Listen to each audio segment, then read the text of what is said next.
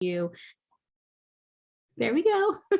That was my fault, guys. I'm terrible at recording. Okay. I'm glad I gave you the reminder, Jessica. Thank you. So these are a couple of resources that I go to. So again, I'm a Penn State grad, but I really implore everyone to go to their local extension office for U Ohio State and find a resource that they may have published, because you need to find out what's local to you. This is going to be the game changer for you attacking whatever pest or addressing whatever pest you're looking for. Penn State has this wonderful manual, and I have it here. I have the hard copy. It's made of really great paper, like it's not going to rip, it's spiral bound to hold flat. And this is my Bible, so to speak, on pest management. And out throughout this whole presentation, I'm also going to be giving you some terms. So maybe it'll help your Google searching to be more specific to get you the information that you want. So just be aware, I'm going to go over some terms and there'll be great Google searches for you. So vegetable integrated pest management with an emphasis of biocontrol. Clearly this person who wrote this was not a marketing major, but you can find this book either digitally or print from the extension website that I included here in the presentation. A couple of the places that I go online to source some of the products that I'm going to be talking about, specifically with biological insecticides. I do this forestrydistributing.com. They're out of California, but they actually carry some very specific strains of bacteria that you might not find just at your local produce supply place. So for instance, I use Zentari 1857, which is a BT strain specific for armyworms. It's the only place I can seem to find it. So just so you know there, if you're looking for something specific. And then I love Arbico Organics. In fact, they're a great resource just to browse and read, because they do a great job organizing what the product is, what the application rates are, how to store the product. It's so clear to do that. So one of the new products that I'm using, I'm going to try to move the people out of the way here, is this beneficial nematodes. Now I'll let you know, I think nematodes are really gross. I try not to think about what they are, like these little wire worms working under the soil. But I'm hoping to address thrips this year using beneficial nematodes by doing a soil drench when I plant, and then when they first come up. So about every 10 days, I'll do 3 treatments to the soil to add these nematodes, so they actually will start hopefully controlling the population as the larva in the soil before they hatch as adults. Nematodes can address many insects in this capacity. But this year I'm hoping to really take my natural population and bring it down a notch. We'll move on here. So we're going to start with aphids. For me in my garden, aphids are probably the first thing that shows up. And they're usually, as soon as the dahlias start peeking through the soil, or I plant out my seedlings or cuttings, they show up within a week. It's like they have a radar system and they're there waiting. The most common aphids that I see in my area, which would be probably true for you as well, are the cabbage, the green peach, the melon, and the potato. It's important to identify which aphid you might be having in your garden or in your dahlias, because it's going to tell you where they overwinter. Many of these aphids in this area will overwinter, and the first time that you see them in the spring, when they're the hardest for my crop, you could do a big thing about knocking down that population if you know where they overwinter. So I just also want to say that you cannot identify the aphids by color alone. They do shift in color based on the temperature and the part of the season. So you want to look at the size and shape of the abdomen with a magnifying glass. And so I would say find one in your garden, look at these 4 with some Google images and see which one matches. So each species overwinters eggs on different plant debris. So if you have a lot of stone fruit or an orchard on your property, you probably have a lot of green peach aphids coming in. And so you can treat your orchard as well as your dahlias, and it'll probably help the overall population. This is our Ohio Dahlia Association. I have all kinds of stuff going on. I'm like, I'm sorry, what was that again? I caught her. I think she was talking. Okay. Yeah. So the image to the left on your screen is actually the dahlia or the aphids that I have circled. These are cabbage aphids. And then the image to the right is actually that same leaf flipped over. So this is the beginning stages of an aphid infestation. You'll start to see the yellow mottling. And when they start to get increased populations, the leaves themselves will start to turn spinach-like and start to crinkle. So that's just an image there for you to look at. The aphid life cycle is kind of crazy. Like, I know why science fiction writers look to insects for inspiration, because it's just kind of creepy. But they overwinter the eggs, they hatch in mid-April. All of these hatched aphids are female and they reproduce without mating. So it doesn't matter what's out there, they're just going to make more. As many as 15 generations can occur here in the Northeast. And you can, if you live in a warmer area, there will be more. The winged females can be produced in the beginning season so they can migrate and find new hosts. If it doesn't get any worse, then asexual reproduction occurs throughout the season, and then actually mating occurs in the fall so they can lay those eggs on either your weeds in the fields or your hedgerows, your other crops, your vegetable garden, and that's where they overwinter to start all over again. So why would we need to control aphids? Obviously, they make the plants look bad. They can cause a lot of damage unchecked and just make the plant unproductive. These aphids are soft-bodied insects and they have that piercing, sucking mouth. And this specific type of damage also will transmit viruses. So I pay special attention to these types of insects because I try to keep my dahlia patch virus free. I have a disease management system on my farm where I test certain populations. So I'm within a 95% confidence interval of a sample population that I test. And of course, I test anything that's suspicious as well. But understanding and addressing your pest population is probably the number one thing you can do to keep your stock clean. So this is why I do all the research on these types. So the early plant symptoms we looked at a little bit is that cabbagey look to the leaf. It's the yellow mottling. They have stunted growth in extreme cases. Ants can be an indicator because the aphids will actually secrete a sap, they call it honeydew, and they like to collect that and digest that. There you could also find in extreme cases this black sooty mold that likes to grow on the honeydew. That's also a sign of an aphid infestation. And yeah, so I mean, these are some of the reasons why you'd want to definitely make sure that you're addressing that. So what do we do to control aphid damage? And the image I have here is actually a feverfew plant that was extremely infested with aphids in the spring, a different variety. The black ones don't usually attack my dahlias. They're always the green or the cabbage or the peach ones. But it was really easy to take care of these because I just cut the top off and bagged them and threw them in the trash. So there's a lot of questions about when you want to start to control a population, depending on what your program is. Some people go for complete annihilation and they hit the big guns right away, and that's fine. But we can look to what other farmers are doing as well. I admit there's not a lot of information out there, dahlia specific with pest or nutrients, but lettuce growers, potato growers, they're probably the two that I first look at because I like their management systems as far as controlling pest with human and ingestion and that kind of thing. So lettuce growers look for 4 aphids per plant. Potatoes, when they look prior to bloom, no more than 2 aphids per leaf. For me, I look at the amount of aphid populations on it per plant, but also look at the activity of the beneficial insects in the area.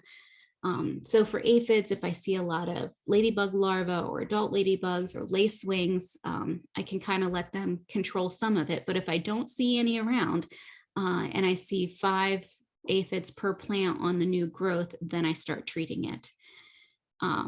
There's a couple different controls, and these are some of the words that you can Google later on. So insert the pest you want to learn more about, and then mechanical control, which is exactly what it thinks of you. You're somehow mechanically removing the pest from or blocking the pest from the plant. There's biological controls, which are basically using other biological agents like bugs to keep the population in check. And then there's called biorational controls, which are pesticide materials that cause little to no harm to humans or animals and little damage to the environment. So they're taking another biological, a plant extract, something similar to that, and applying it to the pest. So a mechanical control for aphids is to rinse heavily with water or use row covers to prevent those flying aphids from coming in, if that happens to be something that's prone to your area. Remember that I said that they were soft-bodied? They actually breathe through their skin. And so if you're able to drown them, so to speak, you can take care of the population quite easily. Heavy rains for a period of time will knock back an aphid population. Overhead irrigation will manage aphids quite well. If you do foliar feeding, that will also help with an aphid infestation. And then some of the predators I mentioned earlier, and if there is one use for a stink bug, apparently they like aphids too. So if you have stink bugs in your area. Some of the biorational controls, of course, are insecticidal soap, horticulture oil, neem, and a product that's called Pyganic. I tried Pyganic for the first time last year. I was trialing it. It's kind of expensive. It's over $50 per quart, so every 32 ounces. And at my scale, it was a lot of money because a quart only allows me 2 applications to my field. And so I had found, as far as aphids are concerned, a sprayer with soapy water, just dishwashing fluid, just so enough that it soaks up on the plant. And you want to make sure you're spraying under the leaf because that's where they are, is enough to knock back any aphids in my area. So when they're first starting to come up and they're 12 inches or less, that's when I see them. Soapy water does perfectly fine for me, but you can try the other options if that's not working. Spider mites are something that I see right alongside aphids and then shortly after. And more specifically, LeeAnn, sorry, we have go 2 ahead. questions. Is that okay? Yeah, go ahead. So the first one's from Bob, and he asked, what about chemicals like 7? Since dahlias are non-food, he's thinking, can you use more aggressive chemicals? You can, and this is where you have to balance what your goals are. So personally, I don't use 7 because I don't find it that effective. It will be on aphids, but I don't know what it is about it. Used to be 7 was used on everything. I know my parents used it when I was growing up. It just seemed to be that everything that people used. I had used 7 maybe 8 or 9 years ago, and I found I had to keep applying and applying, and it wasn't working like it should. So I don't use 7 anymore. But you're right, like you can definitely use those products, but they're expensive. And I don't know if soapy water works just fine. That's the one that I go to. Now, soapy water is not going to work on everything. And it definitely won't work for the rest of the stuff I'm talking about. And one more question from Jason. He had this problem last year and he treated with water, alcohol, and dish soap. Mm-hmm. Is there a greater likelihood that they'll come back in subsequent years? So should he keep an eye out each year, or did he knock it out last year? Right. So there's a natural population and they're always migrating. They will find their food source. So yes, you need to look out for it every single year, especially with aphids since they can fly. And that would be the one thing. Hopefully you won't have the intensity that you had in prior years. But yes, always be aware because they'll migrate in. Any other questions? Not yet. That's it. All right. Thanks, LeeAnn. Yeah, and you know what? I'll stop after every pest, so we'll keep that up. So the 2 spotted spider mite, It begins as soon as plants are favorable. They prefer or favorable growth. So October to April, April to October for me. They prefer those hot, dry conditions. They can complete a life cycle in 5 days and increase 70-fold in 1 week. Let me tell you a story. So I work really hard in the beginning of the spring. Like I want everything done in my field by the first week in June, because then my kids are off school and I don't have all the free time anymore when they're in school, when they're home. So I try to get everything done. And then we go on vacation the second or third week in June for the year. And then I have my summer ahead of me. So by then I have plants coming up. I'm just starting to pinch them. And I noticed that some spider mites were moving in, but I had a lot of beneficial insects. I was spraying soapy water for the aphids anyway. And spider mites don't like wet. And so I was drenching the plants and I felt like that was controlling them enough. I left for a week. I came back. Huge problem. I mean, there was webbing everywhere and I couldn't believe it. They just exploded. And that's the thing about spider mites, because it's like as soon as you see them, it's too late. Like you really need to address them. You don't want to sleep on this. So they feed on the underside of the leaves. They produce these white or yellow spots on the leaf surface. It looks a lot like aphids damage, and probably you have both. I mean, they happen or they start happening at the same time. The heavy infestations will leave the leaves appearing scorched, like brown and crispy. And if you notice here on the image that I have included, there's actually two problems. There's an armyworm in the bud area, and then there's also spider mites, which you can see the webbing for. So that's what's happening there. The weed control is actually the key component to knocking back your total population in your area. So I have a lot of jimson weed and pokeweed that just grows wild. The hedgerows that surround my area, I don't really own them, but I try to keep those weeds in check anyway. It's just pasture or hayfield. But that's where they'll overwinter. And when I started addressing the weeds in the area and not keeping vegetation in my fields over winter, I saw a huge impact on the spider mite population. So the cultural controls that I use for spider mite control is irrigation and moisture management. You might notice in the end of July or early August that you'll see another wave of spider mites come in when it's hot and dry. And so just keeping the plants wet. And so if you have a weekly foliar feeding, that'll help knock them back. A rainy spell will knock them back.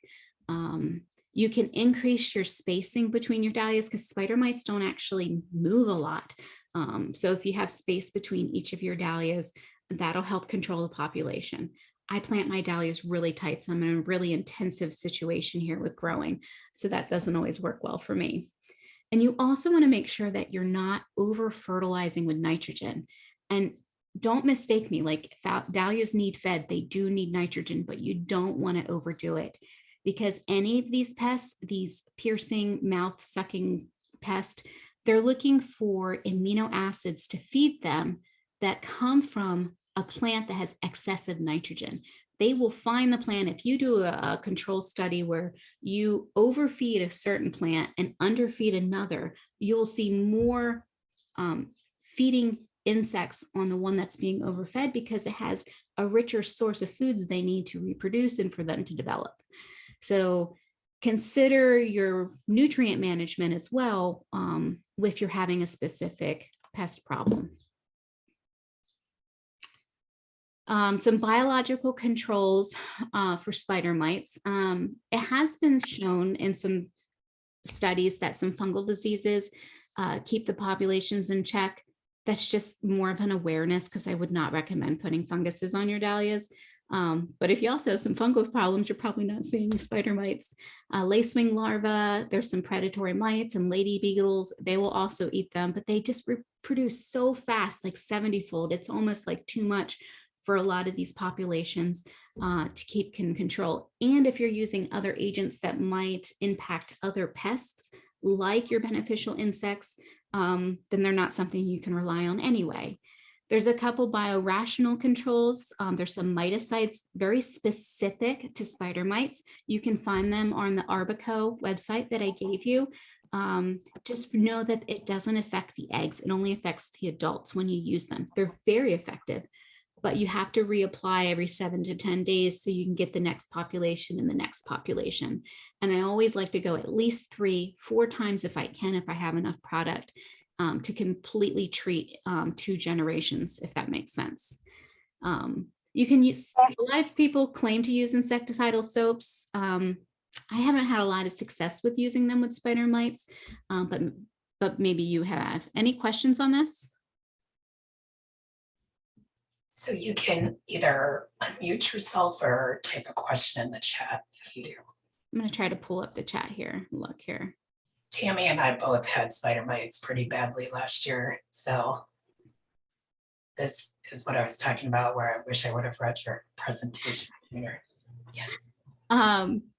Yeah, I mean, I really find, I would tell you if something didn't work. And remember, I'm doing larger scale things, and I try to keep the cost and my time and the amount of work that I put into it. But really dousing the plant with water for like 3 or 4 straight days will really take care of it. And when I say, when you're treating a plant using a lot of these things, you need to make sure you get the entire plant soaked. So when I'm out there with the backpack sprayer, I have a battery operated one and with a mister nozzle. So it has a nice flow and area which it covers. I'm on that plant until I see it dripping off down like the stalk. Like I need everything being covered, if that makes sense. That's the type of application you need for some of this. And it takes time. And there's a few questions for you now in the chat. Can you read them to me? Sure. So Bob wants to know if it affects the blooms at all or only leaves. The spider mites, I've seen them mostly on the leaves. So in the fall, if I have a problem, which doesn't happen a lot, I can see them in the bud area, but they're mostly in the leaves and on the other side, especially with new growth, because that's where all those fun amino acids that they need are in higher concentrations. And then the second question is the insect on the screen a beneficial insect? This is an insect. It's a moth, actually. I'm trying to remember. In fact, I was going through the presentation this morning. I thought I gotta look that up again. I have it ID'd on my Instagram. I have a highlight above that says something about insects or pests. You can find it there, but it's a moth and apparently it doesn't feed on plants. And so it's just probably hanging out, but they are very pretty. Great, thanks. Then I'll move on to the next one here. Did I make those marks all over here? Let me see if I can move my marker or my mouse around. So leaf hoppers are, I mean, they've really, I am surrounded by woods, hedgerows, farm fields, alfalfa, hay fields, cornfields. I have every single leaf hopper you can probably imagine. If you Googled leaf hopper and look at the images, it's such a diverse insect group. I really have to give it to them. And some of them are quite beautiful. I hate them in my dahlias, and they have loved my dahlias, and they travel far. They hop around, they get around. They're like your worst enemy when it comes to diseases. So I really don't mess around with leaf hoppers. And I'll be honest, I tried a couple of the biorational controls that was recommended by Penn State. I didn't like them. I treated 3 to 4 times and it was not controlling the population enough. So I ended up going back and using last year. You can get it at Tractor Supply. It's a commercial insecticide. It's called bifenthrin. It's bifenthrin. It's inexpensive. It's only like $20 for 16 ounces, and you only use like 1 ounce per gallon in your sprayer. I don't have a problem using those types of chemicals, especially early in the season. When I have a leaf hopper issue, It's usually before they're blooming. And so I don't have pollinators present in my garden because I'm a singular crop. I don't have other flowers blooming at the same time in my dahlia field. So that product, I just have to go through and 3 times and kill the generation that's currently there. Because as you can see here on the left is actually a species of tree hopper that has an affinity for my dahlias now. It's really prehistoric looking with that horn on its back. And it comes through and lays eggs right on the stem at the base of the leaf. That's like their favorite spot. So if you're looking for eggs of leaf hoppers, this is what they look like. They actually inject them into the flesh of the stem, and they're very sturdy. They're not going to come out like with washing or anything like that. So that's what the leafhopper eggs look like. So there's lots of species. Like I said, I deal with the potato leafhopper, the common brown leafhopper, and of course this species of tree hopper. They're very hard to spot. Adults are only 1/4 inch long, and I don't think I've ever identified a nymph yet. And again, they work by that piercing, sucking to take that sap out. They have a toxin, especially when you have a high population, that can cause leafhopper burn. If you've never seen it, just Google some images, and it's just look like the plants are scorched, like they're sunburned, but it's actually the leafhoppers coming through and feeding. To monitor for leafhoppers, all I do is I go through the field and brush up against the plants. If it looks like dust, I mean, that's how small they are, and that's how fast that they move, are just flying off the plants, then I know that I have to act quickly. Like if I can see them hopping off the plants, it's already too much of a population than what my dahlias can handle. I also have to be aware of the harvest schedules of my neighbors. So as soon as they harvest the hayfield surrounding me, all those leafhoppers in that field try to find a new food source, and that's when they find me. So knowing when my neighbor's going to cut hay, the different cuttings throughout the year, is knowing when I have to be preemptive, or the same day, the night, I usually spray at night, that they cut the first cutting, second cutting, whatever, I'm out there spraying for leafhoppers.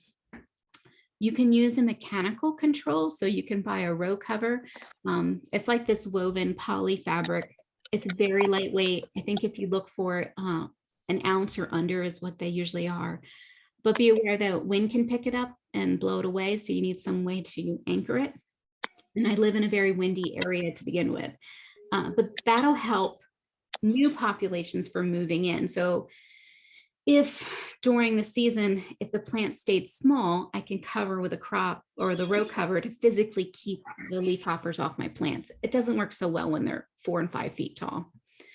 Lacewings, pirate bugs, soldier bugs, lady beetles, they will eat some of the leafhoppers, but in general, I don't know if I don't have enough of a population, but they don't seem to make an impact.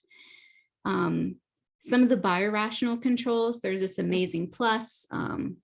Oils I just didn't find effective, at least with my population. And again, I tried using the Pyganic last year. I was really hoping that would work, but it got really expensive really quick. And honestly, it felt like I had to keep spraying like every 5 days, and they were still there flying off my plants. So that's when I switched to that product that I got from Tractor Supply.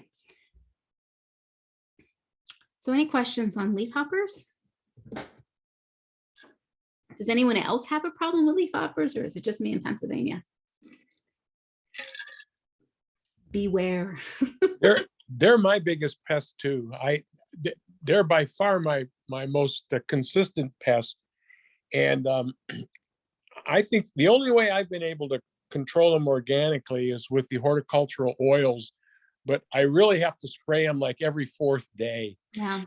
And the problem with it is like you said, you need a sprayer that has a pretty good fine mist, because as soon as the first blast hits the plant, they fly off. Yeah, they do. So they're very difficult to hit, even with the oil.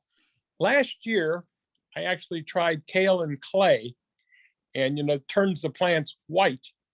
And it may have just been coincidence, but I had the best luck with that as I've had with anything.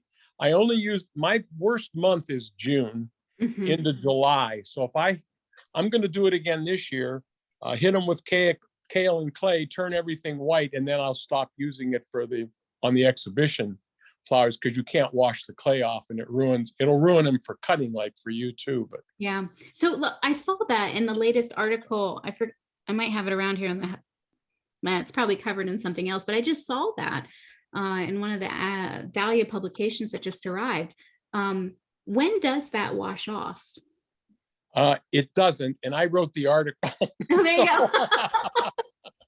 So yeah, it doesn't wash off even when you try to scrub it. But you have to spray the new growth, because especially they're growing so rapidly in June and July. So you have to continually. I applied mine about every 5 to 7 days. And you have to agitate it in the sprayer real good. Yeah. But it's too early for me to say for sure that it works. I think it's obviously more of a deterrent. I don't know if they don't like the presence of the dust on it, where they don't like it on their legs, or whether it's a sight deterrent where they just don't like the white color and they don't see it as green. So, but I did have pretty good luck with it. And hoppers are consistently my worst pest. And it's the worst timing too, because if you have virus or disease in your dahlias, like let's say you had a tuber that was infested and you planted it, this is the time period when it might not even be physically evident yet. And so then these leaf hoppers run through and then they're just transmitting it everywhere.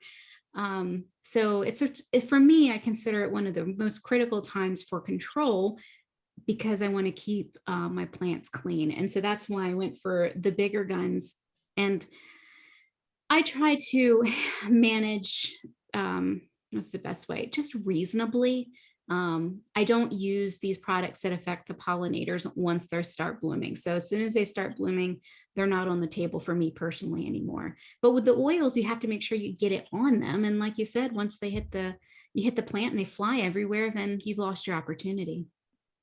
Exactly. Yeah. So Sharon was wondering if you could spell it again, what you bought from Tractor Supply. Yeah, and I'll have to put it in the chat too. Actually, that's what I'll do right now if you give me a second. And I'll spell it just for those people who are going through the recording. So it's BIFENTHRIN, and I use this 7.9% strength. There you go. Like I said, it's kind of inexpensive and it works really well. When I do spray, I always spray towards the evening, so it's on the plants through the night. The bugs are less active at that time as the setting sun. And if you're using oils and stuff, you really need to make sure you do it when the sun is not shining, because you can also burn your plants if you're using those types of controls as a warning. And then I keep my kids out of the patch when I do that, because they're constantly running in, and we'll talk about that a little bit later. And now I have a dog running through, so I'm always conscious of that. So here we go. Does anyone have any problem with corn borer? If there's a problem with walking through my fields, and I do it every morning with my cup of coffee, it's like my favorite time of the day. And you see all these healthy plants, and then all of a sudden you show up and one is completely collapsed. And I don't know if there's actually a term, I just call it sudden dahlia or sudden plant collapse. Corn borer could be the reason for this. Rot can be another, but most often I find corn borer. So in my area, again, like I said, I'm surrounded by other types of farmland, including cornfields. There's 2 generations where mature larvae are in my areas. Some overwinter in corn stalks. So many of the farmers in my area will combine and then leave that product in the field. And so that's where the eggs overwinter. And so we do have a robust population of corn borer in our area. And then those will emerge around mid-May through late June. And so this is when I'm walking through the field and the plants are, knee high, if that, and all of a sudden they look like they're going to die the next day. Each moth can lay up to 500 eggs in a season, and the newly hatched larvae, because they'll lay the eggs on the dahlia, will hatch, and they'll immediately start pupating and boring into the dahlia to continue to mature. And so from the point on which they hatch until they become an adult is only 3 weeks. So signs of an infestation of corn borer is that sudden plant collapse. You can actually find the hole if you get down there. Usually it's within the first 6 or 8 inches of the plant, at least that's where I find it, in the central stalk. And then you'll also find this mealy residue where they had bored into. So this is an image of a plant that, and we kind of cut it open a little bit just so you can see the damage, and they just kind of eat the inside area as they continue to develop. And then they're of course cutting off all the nutrients that the plant is trying to bring up into the leaf canopy. So some cultural controls that you can do is you can plant trap crops early in the spring to help control the corn borer. Now you can search on Google what trap crops would work best for the corn borer in your area. And the idea behind them is that you need these trap crops already in production before your dahlias are coming up. So you want them to entice them to go to the trap crop versus your dahlias. And then if you wanted to, you could actually just treat the trap crop if you didn't want to put any chemicals or pesticides onto your dahlias. But the key is making sure your trap crop is mature enough for the borers so they don't go to your dahlias. Mechanical control is removing any plant debris in the fall. So let's say you also grow ornamental corns or sweet corn in your garden and you leave that stalk material in there and you have a corn borer problem, you should probably remove that every year. And amazingly, I came across this and it works wonderful. I purchased a product called a Dynatrap, and it's one of those devices that has a fan and an ultraviolet light. And I got the device that covers 1 acre because I didn't want to work in mosquitoes, but it also attracts moths at night. And the #1 moth that I catch is the corn borer. And I haven't had a plant die of corn borer, infestation since I started running it. So they're about $150 and I don't work in mosquitoes and corn borer doesn't bother my plants anymore. So I'm just saying. The best purchase we've ever made. It's really great. Yeah, and it's pretty quiet too. Like I don't notice it at all. And I have it near the house too. Some biorational controls, you can use Zentari. It's a BT strain, specifically strain 1857. You can also use strain 351, which is effective on this. I only buy the 1857 and we'll get to it in a minute because I use it for my armyworms. You can use Pyganic, but here's the thing about controlling corn borer and why getting them as an adult moth is so important. For these bacterial controls to work, the larva has to actually ingest it. And where's the larva for the corn borer? Inside the stalk. So if you don't get them for that small period of time between they hatch and they bore in, you're not going to effectively treat them. So that's why the Dynatrap seems to work really well. And if it's a problem, I highly suggest you look into that. Any questions on corn borer? And if it's not a problem for you, you're lucky. Who has beetles? Everyone raises their hands. I mean, what a problem they can be sometimes. I will say the last couple of years, the population hasn't been as robust. Like they seem to go in cycles. I'm not looking forward to this year, or maybe I am. And maybe I'll tell you in a minute why. So I have, of course, cucumber beetles. I have Japanese beetles. They usually have 2 to 3 generations per season. So from early June through August, so that for me, it's more like mid-June through end of July that I have the worst types of populations, and they always seems to get the first flush of blooms. They're out there to get them. So Japanese beetles overwinter in your lawn as grubs. The striped cucumber beetles overwinter as adults in the crop debris that could be around or weed debris. And the spotted cucumber beetles migrate from the south up into my area, which could possibly be true for you depending on where you live in Ohio. The beetles feed on both the plant material and the blooms. However, I will say that for dahlias, they really love the blooms more than the leaf. I don't usually have a leaf or foliage problem with beetles. They just get those beautiful blooms. So what do I do for these beetles? The different cultural controls, you can destroy their overwintering habits. You can plant a trap crop. Now, amaranth and blue Hubbard squash work really well for cucumber beetles. So if you can plant these crops about 15, 20 feet away from where your dahlias are, and then treat those trap crops, you'll get a good portion of your population. And the good thing about amaranth, if you're doing a cut flower operation or just for yourself, is that the beetles tend to prefer the foliage versus the plume that it grows.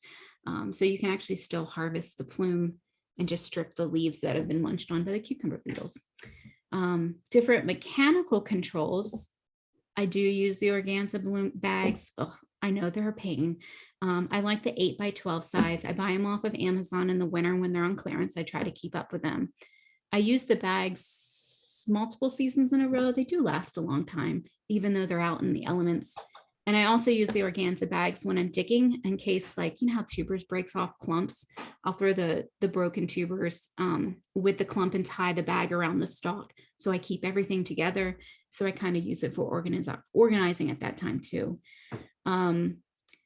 Sticky cards can work well in an enclosed environment like in greenhouses, but I've seen some people use the really big cards out in the fields.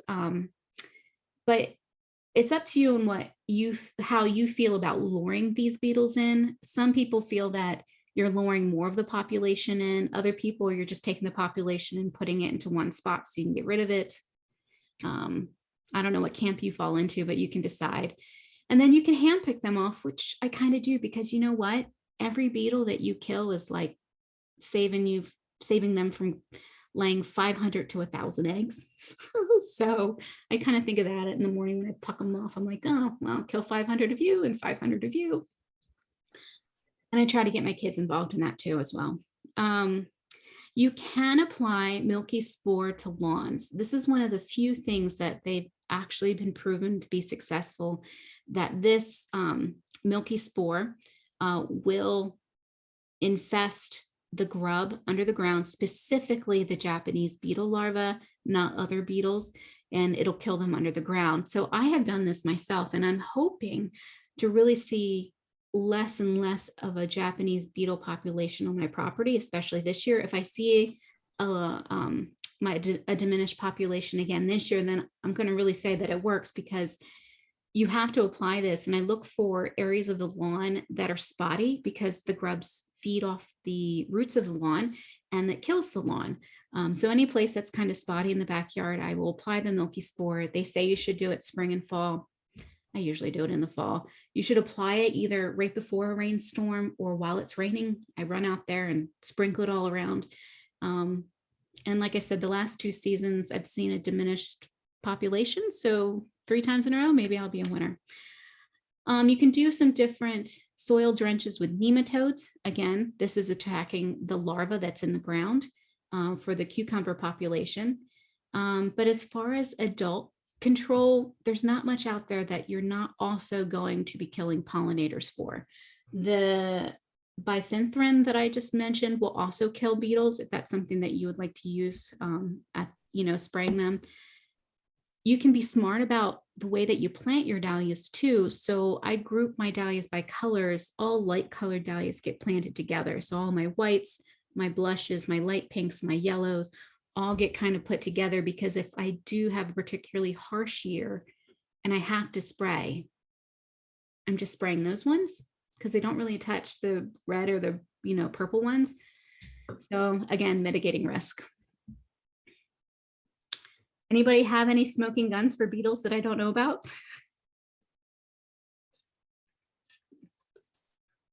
Any questions on that one?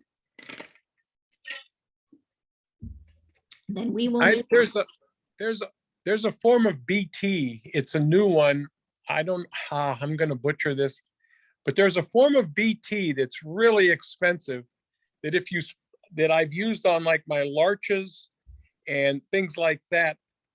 My own experience with beetles are if you keep them off the trap plants, they don't call in their buddies, and I have way fewer on my dahlias. Mm-hmm. So I'll use that expensive BT. I don't know if it's Galencier or something. I haven't used it. since last year. And that spraying that just kills them. I mean, it works wonderful and it's completely organic. And then On if I, the adults? yes, I mean, you spray the adults and then it also treats the plants. So what happens, it doesn't kill them by direct contact. It's like you said, with all those bacteria that control, as soon as they ingest it, they just die. Yeah. Because they have that pheromone and they attract their buddies. So if I can keep it off the plants that they really like in my landscape, I can really just handpick the rest of them and use, like you said, the organza bags when I need to on show blooms. But the BT does work amazingly well. I'm going to look that up. Thanks for speaking up. Okay. It's nice, especially if you have these more expensive products. Like I said, I color coordinate or color plant my dahlias anyway. And if I have to spray, then I keep it concentrated and it becomes more, cost effective and effective for me for my labor. This is expensive enough that I mix it up in a quart hand spray bottle and use it, but you can't get it in larger quantities. And the price, I think, is coming down. Are you sure it's not called liquid gold? Well, they price it like it's liquid gold. And LeeAnn, Bob wants to know if bats will eat any of these insects. I don't know, but my husband wants to build a bunch of bat houses on our property, so I'll let you know. Well, a lot of these insects aren't active at night, I would say. Like they're not flying around. Moths are, of course, so maybe they're attacking the moths, but I would say for beetles, they're pretty not active at night. I wouldn't think bats would be. But I will say this is off, I'm gonna go on a tangent now. I use 6-foot T-posts throughout my entire field to hold up the Hortonova netting that you can even see in this photo. I have them placed about every 10 feet. That's a lot of posts. I have over 430 posts in my field. So many birds will come and rest on those posts. And I have to say that I feel like that helps my insect population quite a bit. So wildlife can definitely be helpful. And it's almost 8 o'clock. I'm taking way too much time here. So I'll go through armyworms. This is if I want to end my year well, I will have armyworms marching in from every direction to destroy my dahlias. There's a couple common species. Each species comes in a different way. They're a problem at a different time of the season. My biggest problem is the fall armyworm that usually starts coming into my area in September. So you can look at the beet armyworm, which is earlier in the season. The fall armyworm, if they happen to overwinter in your area, is the beginning of July. And then of course there's a true armyworm that's also in the spring. So all armyworms overwinter in southern US, and then the moths will migrate up to us in the north here. And that's when I get that migration is when it's a problem for me. So they feed both on the leaf and the blossom, but they prefer the dahlia buds over the leafy material for me. And most of the feeding occurs overnight. So the Dynatrap that I mentioned earlier will also catch these migrating moths. And since I started using the Dynatrap, I've also seen a decreased population of the armyworms. I will still have armyworms march across the landscape when they harvest crops from my neighbor and come into the field. So I still need to treat, but it's not the pressure that I used to have. Some biological controls, there's a wasp that'll come by and lay eggs on these young armyworms. And I've seen that before, but they'll live for a long time. They'll do a lot of damage before that wasp will kill them. So what I have found is this Zentari BT 1857 has been amazing. I need to spray it every 3 to 4 days, starting in mid-September, whenever I start seeing them, to really get a handle on the population. So I do that for 2 weeks. It's about 4 to 5 applications. And then I'm pretty much good. It'll knock them back. But armyworms are a tremendous crop destroyer for me for all those fall blooms when I have to sell them for the wedding markets. They seem to prefer all my beautiful blushes and whites, and they also destroy my seed crop that I have that I'm trying to collect from. They'll just turn it to mush. with the BT, the larva, the worm has to ingest it in order to die. So you need to make sure if you're applying these types of products that you're actually making sure you're spraying the buds and the flower blossoms. And as far as using a BT, it's pretty safe as long as you're not going to eat it yourself. So I have no problem spraying BT and then 24 hours coming through and harvesting. And, you know, like I said, my kids and pets can run through and it's not going to hurt them at all.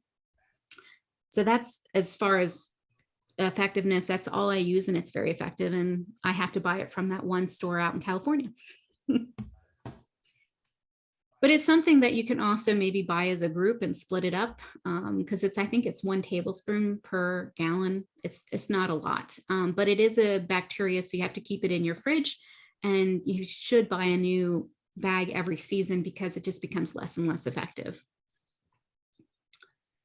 And as I mentioned before, a lot of what's driven me to make these changes, because I grew up in conventional agriculture where you just sprayed everything and that's just what you did, to look at some of these alternative products is because I have kids and them running through, because I want them involved in what I do. I want them with me. I want them to enjoy being outside with me. I mean, I was the kid that had to pick all the green beans and I hated every minute of it, but you know, my kids get to grow up in a flower farm. So there's a couple projects that I do with them. If you have kids running around as well, I suggest you look into this. The Lost Ladybug Project is our most favorite. You can go online. It's a crowdsourced research program. And we go out there on a specific day and search for ladybugs, write everything out about it, where we found them, how many we found, and we input that information to the website so they can keep track of it all. It's a really great program. If I'm looking for fun activities to do, this homesciencetools.com is a great place. They have these really awesome soil test kits where you can check for pH and nitrogen, potassium, and phosphorus. And there's a couple free resources that's also fun to do. And if I'm ever working with an organized group of kids, I always go to kidsgardening.org. They have lessons plans. They're not all free, but there's a lot of free material on there just to kind of help organize yourself. So if you're doing a community event, even as a Dahlia Society, they do have some horticulture stuff on there, and it just could give your volunteers a good place to start. And with that being said, so I don't take up too much of your time, I really thank you for bringing me in. I'll answer any more questions you have. And you can always find me on my website, coseytownflowers.com. And I'm most active on Instagram with the same name, in addition to Facebook. Yeah, so a couple more questions. Pat wants to know if you have wireworms and if you could comment on that. I do not. However, beneficial nematodes have been proven to be very successful with treating populations of wireworms, and they are kind of terrible. If you can, I would treat the area and let it lay fallow, if you can, for a season to get the population under control. Are you growing in ground or in a greenhouse with wireworms? What's the situation?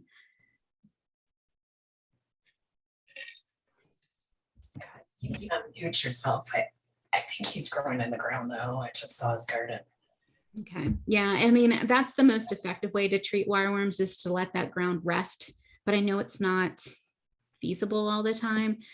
I use the cloth ground cover. If that's something that you're also using, I would suggest not using that for a season so you can treat the entire ground repeatedly over the year while you're growing. Okay. And then let's see. Brenda asked, is this the same army worm that damaged lawns in our area last fall? I don't know if LeeAnn would know that. Anybody else know? No? Okay. Bob wants to know if you have photos of your fields. Oh, I do. Spoiler, she does, and they're amazing. If you're not, if you don't have an Instagram account, that is completely fine. My account is public and you just have to go to instagram.com/Coseytown and you'll see that. Let me see if I can pull up a photo. Hold on. Kind of love my fields. What other? Hey, if you have drone footage, that's even better. I'm gonna get that done this year. Yeah, it would just be so cool to get this like pan, as the sun's setting. I got ideas. Let's see, what else do we have here? What branded battery operated backpack do I use? I use the Ryobi system for a lot of tools. I love it. That's the one I got because I have the batteries already. And I haven't had a problem. I have the 4-gallon backpack sprayer. I have 2. They can get quite heavy.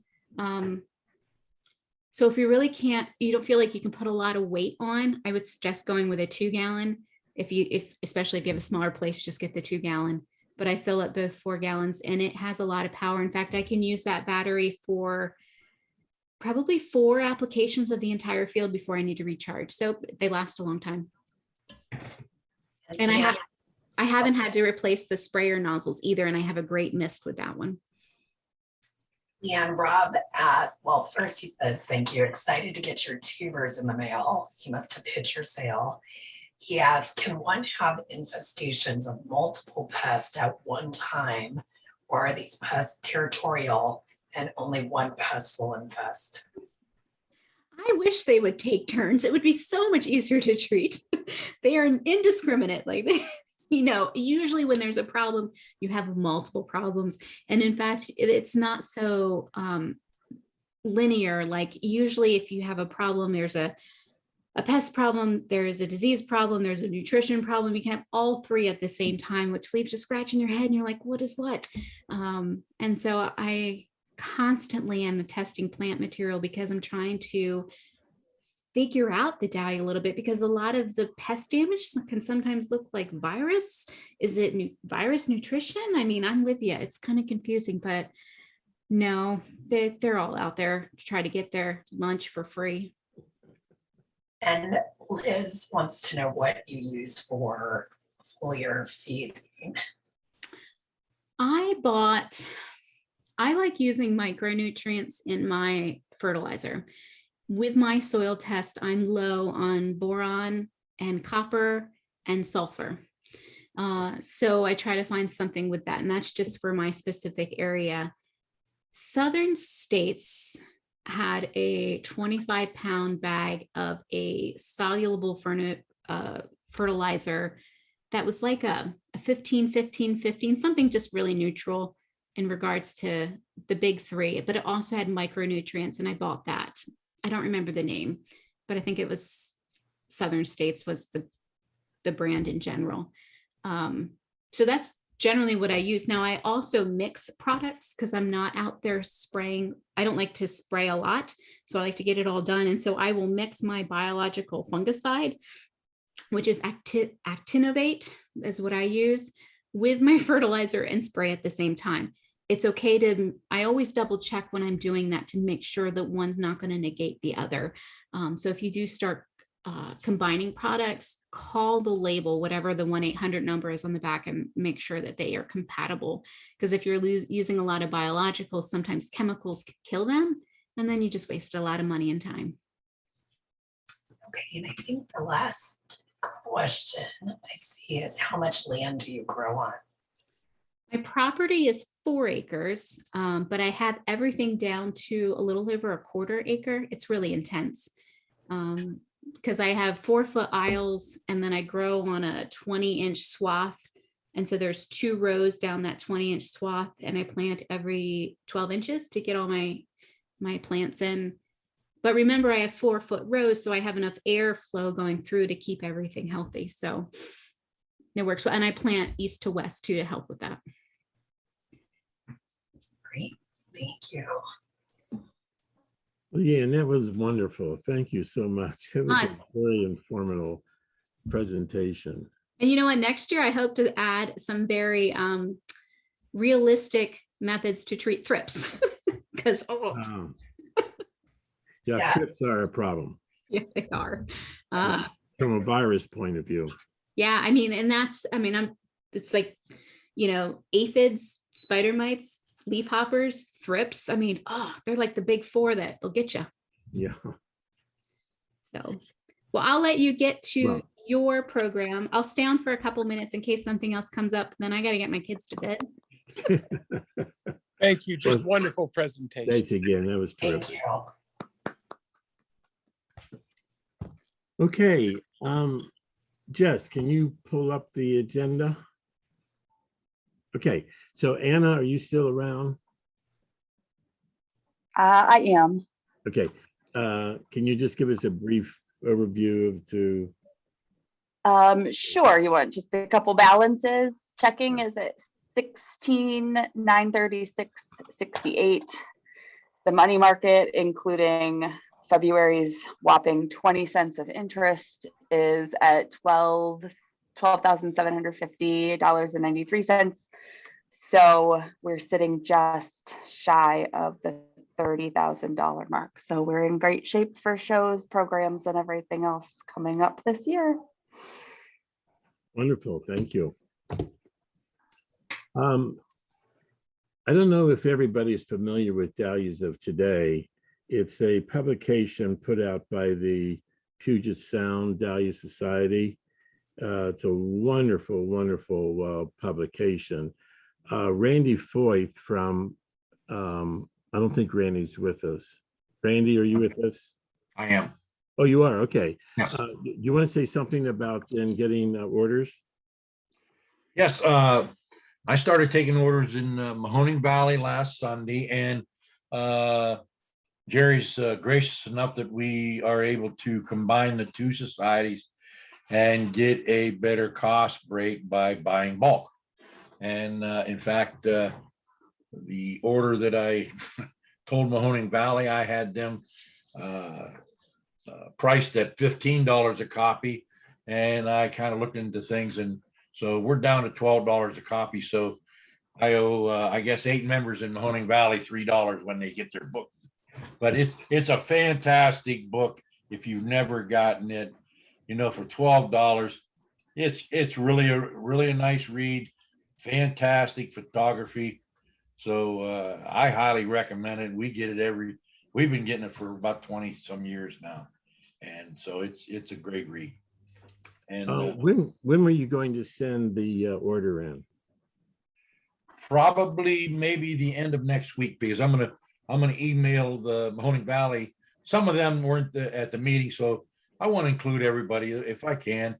And what I'd like to do with you, Jerry, is you guys go ahead, if you want to have Nancy or somebody send out an email and collect signatures and orders, and then we'll take care of that. I'll have them shipped here to my house, and like last year, we'll get what DSO ordered. We'll get it up to you, and you can distribute. Probably, I think last year you did that at Petiti's, if I remember right. Yeah. How long does it usually take to get them from to get the order back in? Last year was a little bit longer, and I think it was due to the harshness of the COVID. Yeah. And obviously everybody knows that everything was off kilter last year for sure. So, but not too long. Usually, I send it pretty much right to Brad Freeman out at the Puget Sound, and he works hard to get it back to us. So, when is your tour sale? Is it listed here? No, Yeah, I'm just wondering if the end of next week though is going to be enough time for us to gather an order. Yeah, then I'm not quite sure how did you get the money? Well, But you have the ones that were in person. person. Yeah, the ones that were in person, they paid right up front. Okay. What I would suggest with you, Jerry, is to I'll pay with a credit card, and then if I was I'd be happy if you guys would get your order, and then I'm going to leave your collection process up to you. And if if you guys can cut me a check for the total, then I'll just get everything ordered and I'll be ready to roll. Okay. Anna, you're going to be gone how long? Not that long. I'll be back on Wednesday, the middle of next week. So just Okay. 4 or 5 days. Okay, Jerry, let's go this route. yeah, I'll wait as long as you need. okay, We got to do this and it'll get done. okay. Good, thanks, Randy. So Uh-huh. I'll have Nancy send out a notice to people, and then they can get back to me with their order, and I'll figure out how to collect the in the interim. We could do it with PayPal if you want. Okay, I mean, there's a little bit of processing fee, but it's efficient. yeah. Good, Sharon. Let me talk to you about that. Good, great. Okay. One of the issues I have to take a vote on is the Midwest show is being hosted by the Elkhart Dahlia Society this year, and the national is the national capital in Reston, Virginia. When we hosted the national show last year, I had intended to break even. I didn't really want to make anything on it. And it turned out that we did net somewhere around $2,500 to $3,000. So I just feel that we ought to donate that to these to the Midwest and to the national.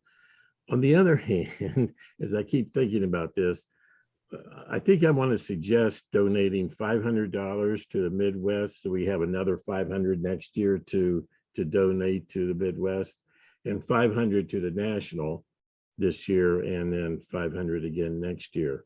So at least we would take care of 2,000 of our profit. So any comments on that, and a motion to that effect? How big is the Midwest show? I know it's more in Elkhart, closer to us.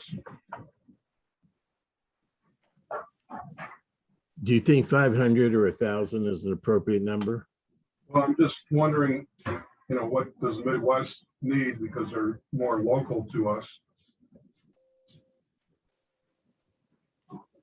Can I say something, Jerry? Go ahead. Last year, the DSO did very well with the plant auction in Elkhart in June, and actually, I think you walked out of there with about $3,100 or $32,000, I'm thinking.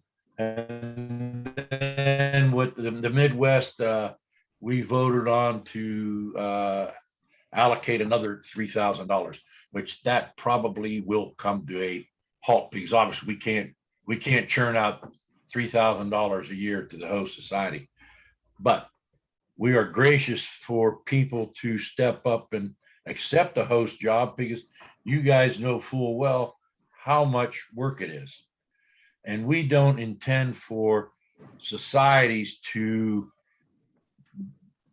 step forward, do the work, and lose money. It's just, you just won't have people step up to accept that host. So we're probably going to try a different avenue this year. But yeah, I think if you guys could, obviously we don't want societies to get rich off of hosting, but we don't want them to lose money either. So I'd appreciate, what you're thinking is, to give back, and it would be well received. That said, I think anything you guys do would be an asset for the Midwest. Jerry, I'd like to second your motion for $500 and put a buffer or further recognition of additional funds if needed to the Midwest. Thank you, Bob. Rob Lloyd moved 500 each to the Midwest and to the national, and Bob Leonelli seconded that.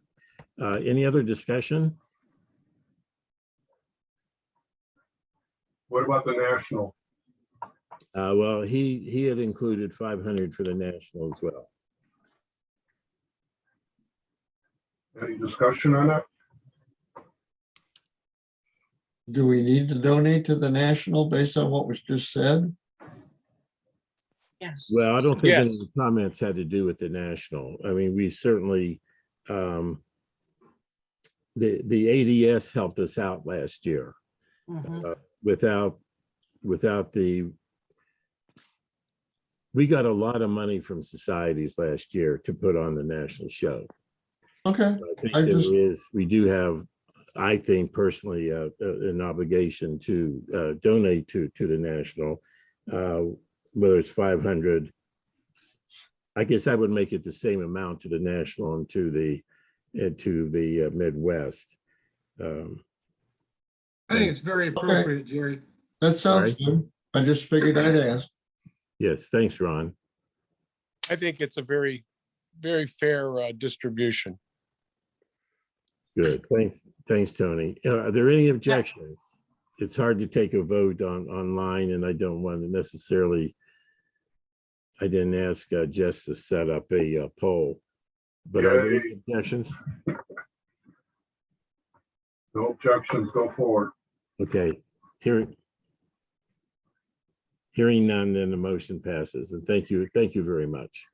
Thank you. And I do like, Bob, your suggestion to that we could forward to Elkhart at least, not necessarily the national, to say that, you know, if they're in need of extra funds, we might be able to help out. I think that's a very good position to take. Good, thank you. Regarding tuber and plant sales, then I've got Dave and Mike and Jess and Sharon up to talk about this. First of all, the dates for the tuber sale, I believe, correct me if I'm wrong here, is April 29 to May 1. And the pickup would be May 7 at Petite Oakwood. And then the dates for the plant sale are May 13 to 15. Those are online. And the pickup is at Willoway and Nursery in Avon on Sunday, May the 22nd. We'll get the times to you, and they'll be on the website as well. So Sharon, first of all, for the tuber sale, those dates are the ones that you were thinking? Yeah, that's, I think, what we talked about last month. And I think we'll advertise, you know, from Friday evening until sold out, or 4 o'clock on Sunday. Because with all the vendors being sold out, we might have some pretty short sales. Yeah. I think we're going to sell out. Or maybe there'll be, you know, a few crazy things left, but Right. buy early. Okay, good. Mike, how are things going plant-wise? Well, we got everything started about 2 weeks ago, and then this past week we supplemented our initial ones that we put in. And currently we have about 102 varieties total. Just a quick breakdown. Right now, 13 different varieties of double A's, 21 varieties of A's, 17 varieties of B's, 20 varieties of BBs, 7 water lily varieties, 7 ball varieties, 3 miniature balls, 9 miniatures, 3 collarette varieties, 8 stellars, 1 orchid, and 2 palms, along with 3 novelties. So that's kind of where we're at now. Okay, and I that's, have a question real quick. Do you guys accept cutting donations? Like, I just got a bunch of intros in from Crazy for Dahlias and Cowlitz that I could take cuttings of, but I don't know if you guys want extra cuttings or not. They're all introductions this year. Well, I think that is a nice incentive, the new introductions for sure. I mean, I think, Jessica, we could use those cuttings, yeah, if you so desire. Okay, I'll set some back for you guys. Okay, thank you. Mike, So are you again, I don't know looking how for- many of these, hopefully all of these will at least throw up a cut, lead to a couple cuttings. So we'll keep everybody posted, but rest kind of is on Mother Nature right now. Mike, How are I'm you willing doing? to, I'm willing to volunteer and come out there and help you. Just let me know what you need. Right. I think the Thank the you. If next, I'm allowed. well, the good thing is they got rid of the mask mandate. So that's good. Okay. It makes it a lot more comfortable. It was a little warm out there when Rob and I were out there one day. So it was nice not to have to wear masks. So Do you need I help will out certainly, there? what's that? Do you need help? Not just yet, Bob. Basically, it's just going to be, going out there and I'll just water them until we get to the cutting stage. There's not too much else to do. But when that time comes, yes, that's when I will be more than happy to give you a buzz. Are some of those pot roots? Yes, they're a good. I can't tell you how many, most or all of the pot roots are from Dave and from Tony. So there are quite a few pot roots out there too. So I'm hoping that we'll have a pretty good production and a good variety for people.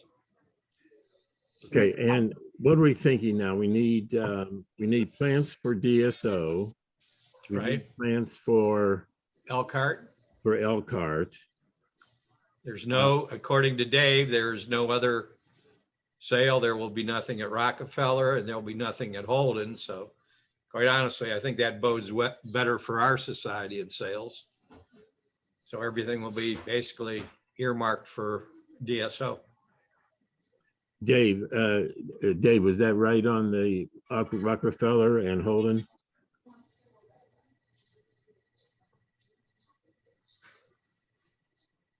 Dave, I know you're there. At least you were there. He's muted. You're muted.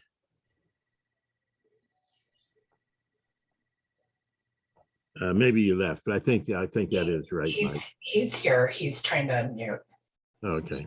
Dave, you might be able to hit your space bar.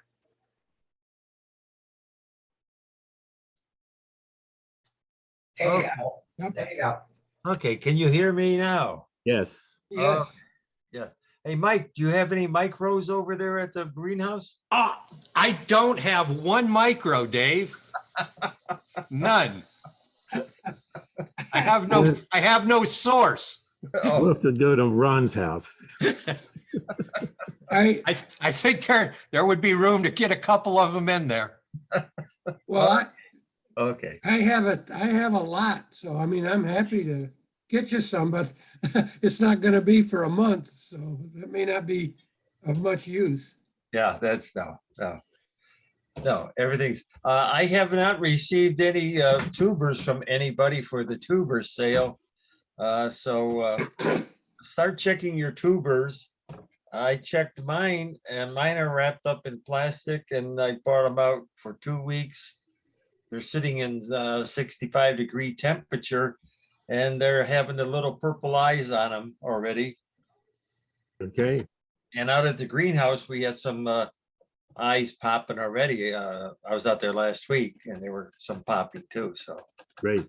things are going, but we need tubers. Hey, question for Jessica. Yeah. Your new membership, you promised 5 tubers per new member, Oh, yeah. and you have 80 new members? I have more than 80 now. We're creeping up on 85. So you need over 500 tubers just to fill that requirement. You're right. 400 maybe. Yep. So I've talked with Sharon, Anna, Pat, myself, and I think between the 4 of us, we're probably in the 400s, maybe more. So I think we're going to be in good shape. But I'll keep you guys posted if you have stuff that might not go as fast in the sale, like Cornell Bronze or, something that we know is a really good performer. I would rather give that to a new member. Like I really want them to have blooms. So if you have those workhorse ones that might not necessarily be show quality, those might be good for new members. Kathy wants to know how to donate tubers. Kathy, it depends on who you're donating to. So if you're donating to the sale, you need to get them to Dave Cap. And you can let me know if you want Dave's email, and I can set you two up via email. And if you want to donate, if you want to donate tubers for new members, you can just email me. Okay, Kathy, do you have a question on that? Nope, she's good. So Okay, thanks. good. Just, One of Jessica, the things, Mike, Jess said she had some intros. Yes, Those typically go well at Elkhart, right. so we may want to concentrate on, on trying to propagate Sure. them for Elkhart, That makes good sense. or at least some of them. Yep. Okay, Will do. good. So anything else from the four of you? Mike? No, Thanks, Mike. You Dave? bet. no, there's nothing I have to add. Okay, Jess? Sharon? Nope, I'm good. Thanks. Okay, good. So just everybody else, that just we'll be sending information out, certainly on the web, but also no doubt through an email for any details on the tuber and plant sales and dates. Okay, speakers. Jess has suggested somebody, Deanna, and I don't have her last name, but I know, Jess, you want to say something about Growing Kindness? Yeah, so Growing Kindness is this nonprofit that I joined last year. But basically what they're doing is just promoting, sharing flowers just out of our gardens to people who, might benefit from having flowers in their day. So last year I did it for the first time, and I found it really rewarding to be able to go down Lee here in Cleveland Heights and stop at restaurants and just pass out little jars of flowers to people. So Deanna's going to join us and kind of talk about the project and how it started, and kind of ways that you can get involved too, if you're interested. Yeah, I thought in this time of COVID and so forth that was kind of a neat topic, a little bit, off track from what we usually have our programs on, but we need some kindness. The world needs some kindness. So I thought that would be a nice talk. In May, Jess, you also got somebody, Brianna? No, I don't. Brianna couldn't do May. Oh, it was not May. Do we have somebody for May? I thought we had somebody for May. Tony. Yeah, we have. Yeah, I have Sarah Kiker talking to us on the fungus beneath your feet, about the ecosystem of the forest, and it'll apply to dahlias because they use the mycorrhizal network too. Fungus beneath your feet, Sarah Kiker. Kyker. Okay. And she's from Holden? She's from Holden Arboretum. She's a PhD, and she's really a nice young woman. Wonderful. Thank you, Tony. Sure. And see, Jess, you got Tom and Sarah. Yeah, so Tom and Sarah own Grateful Gardeners. If you're on Instagram, again, they're a good account to follow, but they do tons of different flowers, but they've really started picking up in dahlias, and Tom actually got a grant to try to grow dahlias in aquaponics. So he's going to talk about his test and how that kind of worked that got him this grant, and his plans to kind of give this a try, like larger scale. So, Yes, it sounds really neat. And then I got actually a friend of mine who's a master gardener in Lake County, Susan Cowling, who will speak on composting in July. We usually don't have a July meeting, but I think we're still going to go virtual for all those meetings, and then hopefully back in person in October and November. Don't have anybody set up for October, November, so if anybody has a suggestion, don't hesitate to send them our way. Okay, any questions there on speakers? Thank you, Jess and Tony, for coming to the plate on that. That was excellent. Jess, will you send this agenda to me so I can make sure I get it right on the website? sure. Yep. Thanks. Other items, the picnic is, let's see, we have maybe a couple dates set up in Yeah, August. and the second date is also going to be Midsummer Night's Dream, and I don't want to be at Mobius on the same day. So I think the picnic's probably going to be the first weekend in August. Okay. And then Cuyahoga is also the second Saturday, isn't Yeah, it? so there's just too much coming up that Right. it seems like so. All right, so let's just set it now, if you can confirm that, Sharon. Yeah, we're on the calendar already. I put us on the calendar for both days. And then when they decided Midsummer Night's Dream, we decided probably the first Saturday, Is that August 6th, I think, right? August 6th, yes. Okay, August 6th then is picnic. I'll get to Debbie on that, and we'll, I think program wise, Ron and Tony are doing something with judging. You bet. Okay, good, Right, Tony? Absolutely, Ron. good. How the Stage of Bloom is an idea that Jess and Tony have had on particularly helping new members, but all of us can learn from it as well. And that's how the Stage of Bloom for a show. Any thoughts on site and date for that, Jess or Tony? Oh, go ahead, Tony. I was just going to say, I'm available almost any time since I'm retired, and whenever it's good for the new members. And I know we've had some contact with the nature center, and if we could just get a date there, that might be a nice. Everybody knows where it's at. Might be a nice location.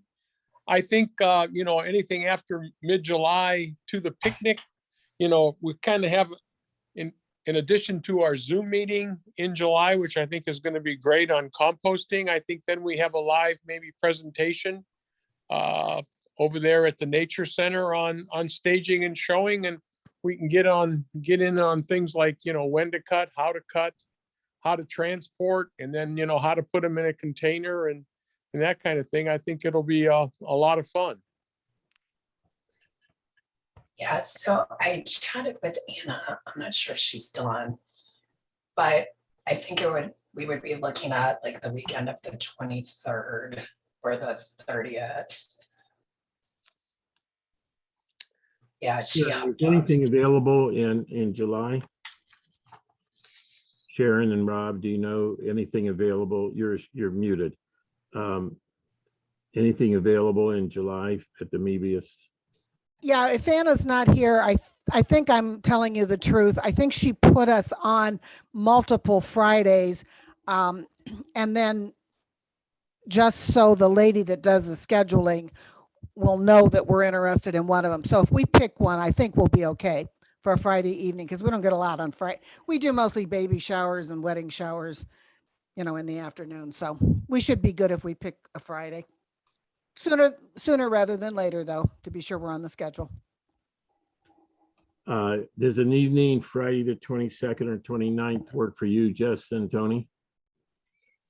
I'm fine with it. I don't go anywhere, really. Still in COVID. Okay. That would be in July. I think that would be fine. Good. Yeah, our meeting is July 15th. That would be virtual on composting. And then Friday, the 22nd or 29th would be your presentation. Great. Okay, so Sharon, should we check with Anna on that? Anna or I'll take care of, Okay, great. do we want to pick one or we want to just, you want us to wait one more month to pick, or what do you want? What do you want, Jess and Tony? Tony, when are your flowers gonna be better? The 22nd or the 29th? Yeah, Can you that'd probably be true. Divine. I usually have flowers, in July. Probably the later we go, the more flowers we'll have, but it doesn't have to just be my flowers. Other people can bring them too. So I think either one's fine with me. It might be better just to spread the meetings out a little bit if we went with the 29th, huh? That way we have a presentation on the 15th, and then we'd have one on the 29th, and then we'd have our picnic on the 6th. Well, Tony, I'll be sure to bring some blooms so they could see an example of excellence from yours and an example of not so great with mine. I don't No, know. this is gonna be a very introductory course, and we're gonna go through the whole thing, and there's gonna be a lot of theory involved. I can Sounds honestly like say there'll be 50 years of theory involved. It sounds like a little showmanship between the presenters. Will it include magic markers? It's not showmanship, Bob. I'm already saying defeat. I'm claiming the loser. Now, Sharon, I don't want to hear any of this stuff about cheating. Maybe we'll address that in the appendix. Randy asked if we could Zoom the meeting. I don't know if that would work or not. Not likely. I just wondered whether it was good, whether you were gonna set it up as a Zoom or as an in-person, which I would prefer. Well, it's definitely, it's definitely an in-person. Randy, being from Youngstown, you're going to understand that some of the things that are going to be being discussed will probably not be fit for the public domain, because we may be addressing things like magic markers. Sharon, is there a Wi-Fi connection at the site? No, there is not. So Well, if that's somebody that's- had a phone dongle, we could, but Sharon, I might be able to either record it or pair my phone to a computer. yeah, I don't know about the, if you'll have a good connection to a phone, either in the nature center or the pavilion, just based on where we are and what I've seen people do with their phones. So if somebody could do it with a camera, that would be ideal, but Yeah, let's think about that. whatever, but Yeah, let's think we about that. can't rely on connectivity. And we Okay, looked into getting something, and if anybody's interested, HughesNet is outrageously expensive. yeah, okay. All right, well, we have time to think about that, but I think taking a video with the camera might work. We've got some good photographers in the society. Okay, anything else on those two, a picnic and how to stage a bloom? Wonderful idea, Jess and Tony. I like it. And hopefully we'll get a lot of new members that will learn a lot, about staging a bloom and participating in a show. Speaking of shows. Yes, yes, Dave, I think these dates are right, are they? yes, the Cuyahoga Fair, the 13th and the 14th, yes, that's right. And Mahoning Valley, yeah, that's right, I guess, yeah. And then Columbus show is right. That's right. Cuyahoga Fair is right. And the Midwest Conference show is right. That's yeah, 9, 10, 11. Yes, that's right. Yep. And the DS show is the we're gonna set up on the 16th, 17th, and then the 18th. Yeah, that's right. Is that all set? Is that set up now with Summit? As of last month, the last time I talked to him, yes, but Okay. he didn't get back to me, but I have to get back to him again. I need insurance information by April 1st or so. Well, that's right around the corner too. Yeah. But yeah, he said he was gonna have the show there, yeah. Okay, good. And they'll set up the tables and covers as before, do you think? Yes, yeah, he said he has the tables. He wants to know, do we need 45 or do we need just 40? You know, and he doesn't like to see empty tables with no balloons on, see? That's one of the things they don't like to, have when they have somebody has something there. If people come in and look around and there's empty tables in between and stuff like that. So You can't look into your crystal ball and predict how many blooms are together. Right. no, I can't look into my crystal ball.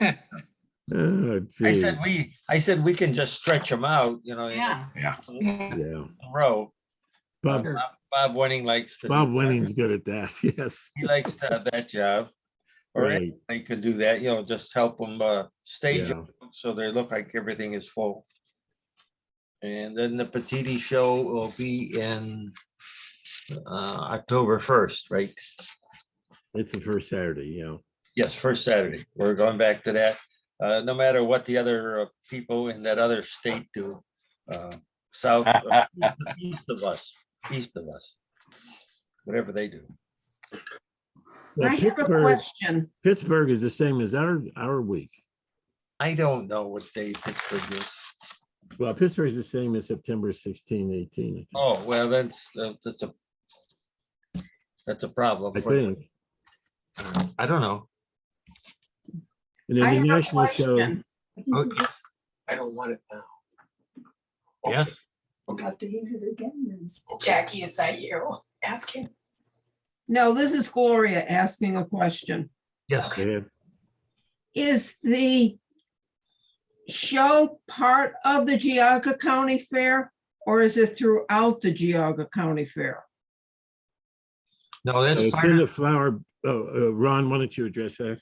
It's a specific part of the Geauga Fair, and it is a class, it's a set of entries that they've had for forever. So it's a part of the Geauga County Fair. it's not run by the DSO. Okay, But because we do the judge fair it. runs August 31st through September 5th. Oh, I'm sorry. No, so our show is, I understand what you're asking. Our show is actually September the 3rd, but we set up September the 2nd.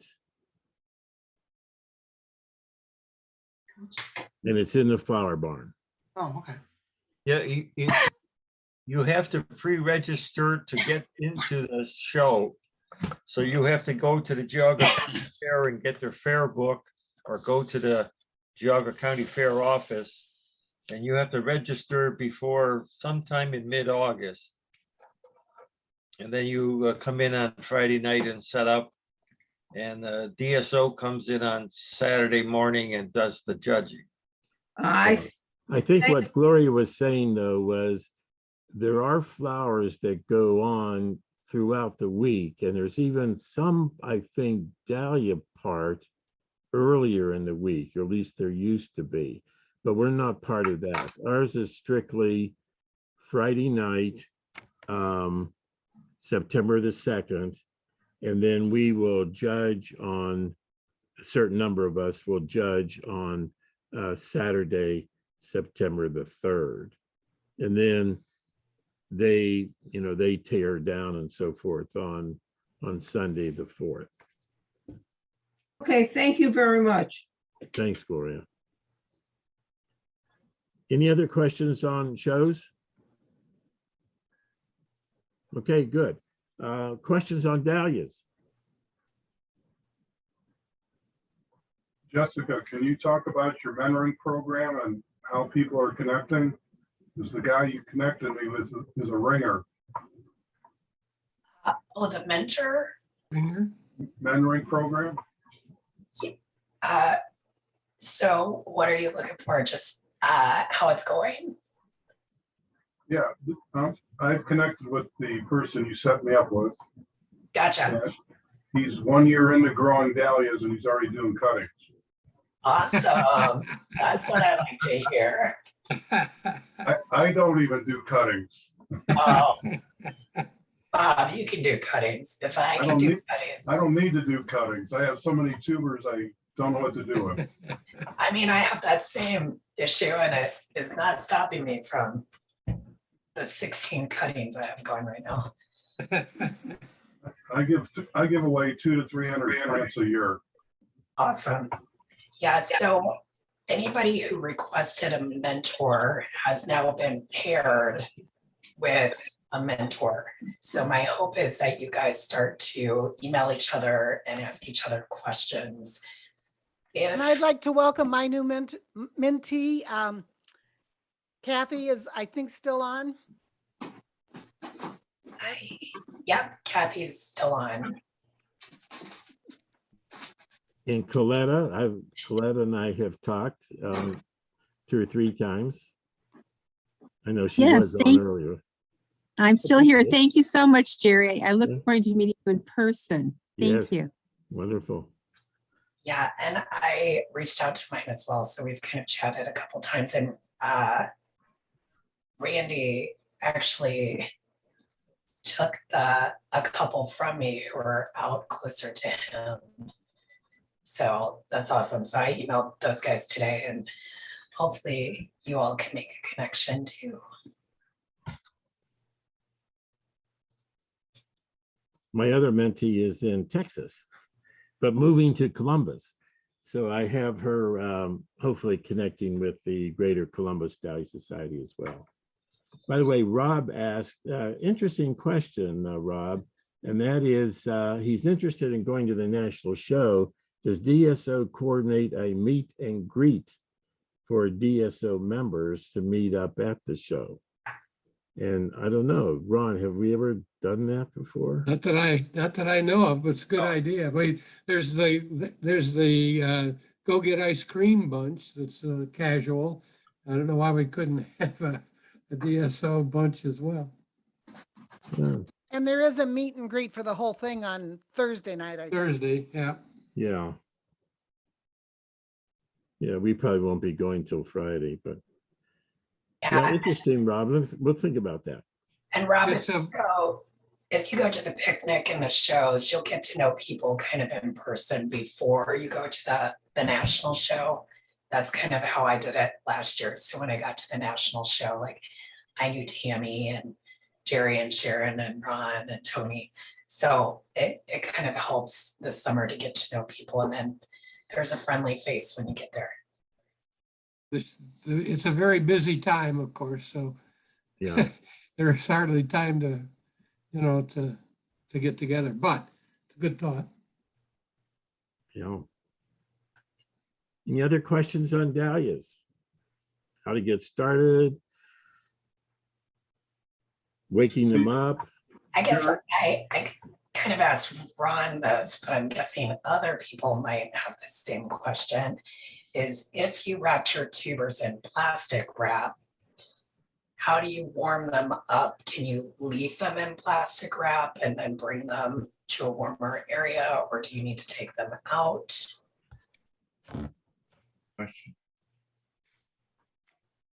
Are you asking me? Well, I already asked you, but I know. Yeah, okay. I know. Barbara thought you were specifically asking me. Basically what I said is that I have had tubers wrapped up in saran wrap into June and they've been fine. But, ones that you are anticipating growing, I think you need to get them out. I think they will grow better out earlier and warmed up. So you're saying if I want them to eye up, I need to take them out of the plastic wrap? No, you don't have to. They'll try to bust right through the plastic. Okay. Today I potted up 20 tubers of mine. And there was one that had a 1/4 inch high little eye popping up, and it was just stretching the plastic out. Yeah. But you got to be careful when you take the plastic off because it fell off. So, Yeah. but there's going to be another one grow right wherever that breaks off. There's another one that will grow right around the side of it. You'll get, that's how when we do our cuttings, you take that cutting off, and around where you cut it, you're going to get at least 3 or 4 more shoots popping up. So it's no real damage. You know, it'll come back. It's early, so. I do have a question. Yes. Yes. I didn't get mine washed off before I stored them. And I'm wondering what the opinions are. Does that slow down them waking up if they still have some dried dirt on them? Would I be better off rinsing them? Will they wake up quicker? Will that dried mud slow them down at all? No, I don't think the dry mud will do anything. You don't want to get them real wet right now anyhow. Yeah.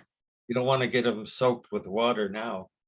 I just didn't know if it would slow them down from eyeing up because I need to divide them and they're real slow right now. So I didn't know if it was the dirt. It's the first time I haven't washed them. I tried a different method and normally I wash them in the fall and I didn't this time. And I think a lot of that dirt's gonna fall off when you start, touching them and pulling them apart to cut. Yeah. Because it's probably pretty dry, isn't it? Yeah. Oh yeah. I just didn't know if anyone had an opinion on whether that affected them eyeing up quicker or not. I don't think the Dahlias care much about their hygiene. I think dirty or not, they'll do just fine. Yeah. Right, that's right. Warm one them of up, our- Kathy. What's that? I said warm them up. Yeah, I the room they're in now is staying about 60, 65, and it should be getting a tiny bit warmer. So I keep peeking at them. I keep staring at them. Oh, it's still early. You're still got a lot of time. Yeah, That's a good temperature, 65. I'm just being impatient. Oh, I know. I'm doing the exact same thing you are. We can Ken. relate. It's only March. that's only March, yeah. Pat Spacuza, your dad stores the whole clump, doesn't wash anything off in the fall, and in the spring, they're just fine. Yes? Correct. Yeah, he has about 30 that he's been doing it for about 40 years, same way.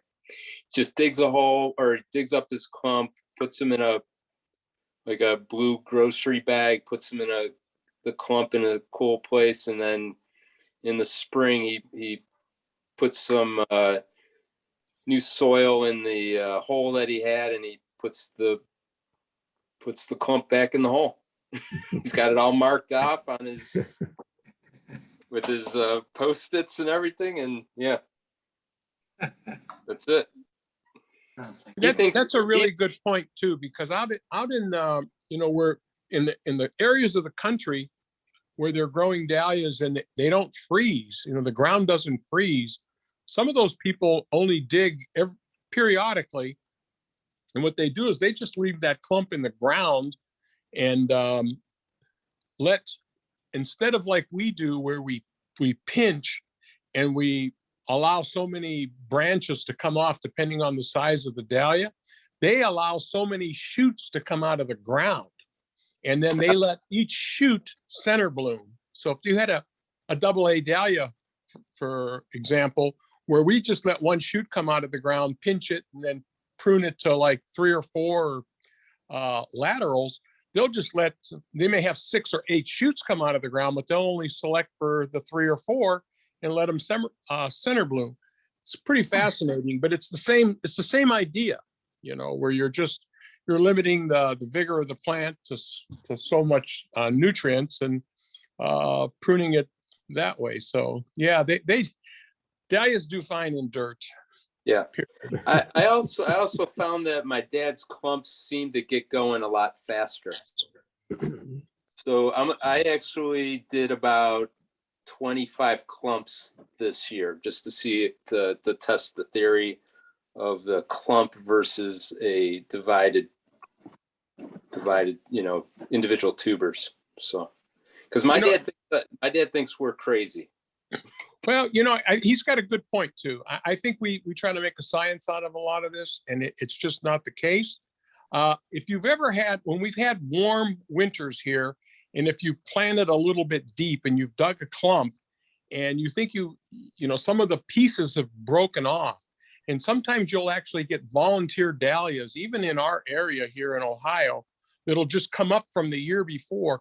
It has always been so surprising to me, number one, how early those shoots appear, and then how vigorous they are because they're already in the ground with and ready to go. So I think I think your dad is probably more right than wrong.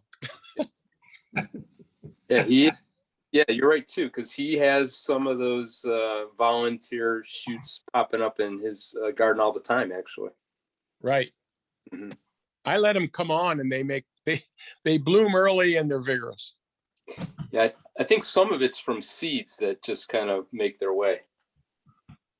That's a little different story. They usually take a lot longer, the seed production, because seedlings and dahlias produce really slowly, but the pieces that are left really come on rapidly. Thanks, Kathy. Anybody else have any other questions on dahlias? I've got, this is Randy Miller. I got a question. I'm curious about how deep dahlia roots go into the ground. And I assume that it varies to whether the soil is heavier on clay or more to the sandy side.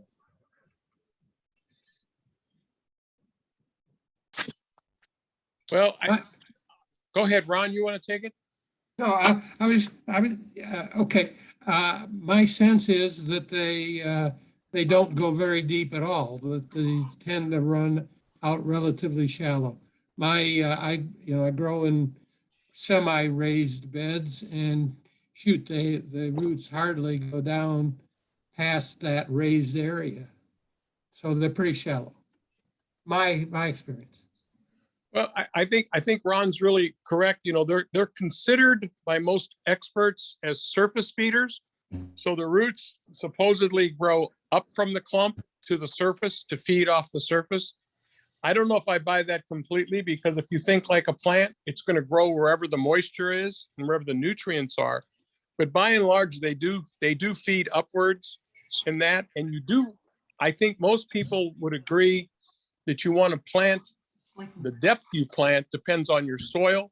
Somebody like Randy, who has sandier soil, probably plants a lot deeper than I do, because I have a lot of organic matter and my soil stays damp. So I only plant mine an inch or two under the ground. And then some people with sandy soil will go 4 inches or more. And Dick Partial, and I don't know if any of you who are members of the ADS, and I hope everybody considers joining, had an incredible article in where he plants his tubers instead of horizontally, like most of us do, he plants them vertically, and he has some pictures in there. So he doesn't personally think it makes any difference if you plant that tuber up and down. So, I mean, the neck of the tuber is only an inch or so under the ground. And if you have a 6-inch tuber, that means the end of the tuber is 6 inches under the ground. I'm not sure I buy that in some of our wetter soils. I think you're going to get more rot. But in his soil, it produces really nice tubers, and you can see why, because he cuts off the mother tuber every year. So get on the website. Sharon's, I'm sure, got it on there, and you can look up that article. It's a wonderful article, and it really does address the variability in planting depths. Well, one of the questions, I've basically grown for 1 year. Some tuber clumps had tubers sticking down, almost straight down in the soil. Many of them were out more lateral, but some were sticking way down and still had roots sticking out of them. Yeah, I think some of that's genetics and the way it grows, but I think also that, you got to think like a plant again, and it's going to seek moisture. And if that plant has to put its roots down low to get enough moisture to live, it's going to throw those roots down low. Nobody's going to convince me that it's not going to do that. They may be surface feeders and the feeder roots may be on top, but some of those moisture seeking roots are going to go down to as low as they can go, to even to the water table. Thank you. This is Randy Foyth, and Tony, if you remember, you're referencing Dick Parshall's article, and he pretty much he alluded to that they were shallow rooted, and that a lot of people when they plant, they dig a deep hole, put all their nutrients down underneath, and he recommends actually keeping your nutrition up in the root zone, which is not very deep. I certainly agree with that. Yeah. That's a good point. Me I too. have a really quick question since we were talking about sandy ground. Does anyone have a recommendation on where to buy coarse sand? It seems like most of the places have, like very more fine sand or play sand.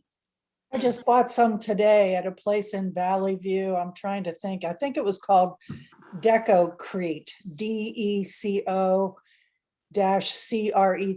What they do is they have a lot of materials for making concrete and making patios and such.